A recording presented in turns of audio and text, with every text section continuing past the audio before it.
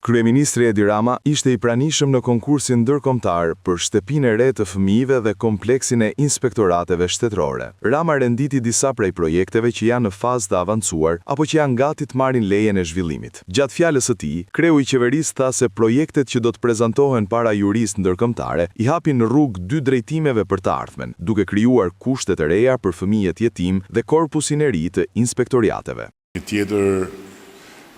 arsye për të ndjerë mirë në fund ditës, duke arritur të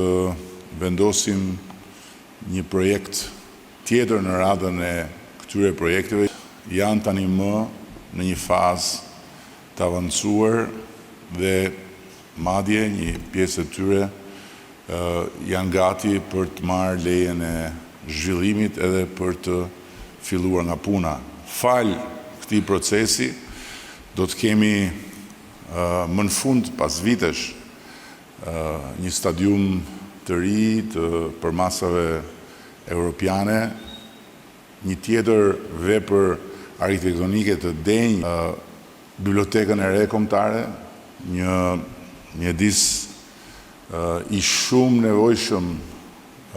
prej vitesh, do të kemi po ashtu një kompleks të ri zyrash për administratën, për një numër të konsiderueshëm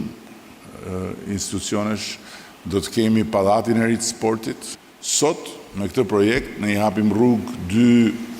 dy drejtimeve të reja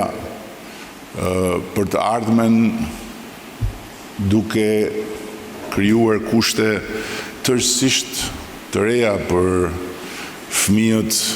që janë në duart e solidaritetit të shoqërisë, jetimët, dhe njëkohësisht edhe për korpusin e ri të inspektoriateve. Mëtej, kryeministri Rama tha se Shqipëria është bërë një pikë referimi në botën e arkitekturës. Sipas tij, Shqipëria jep mundësi arkitektëve të rinj që përmes bashkëpunimit të drejtë për drejtë të marrin dije dhe të përfitojnë eksperjenca që nuk i ofron asnjë praktik pune.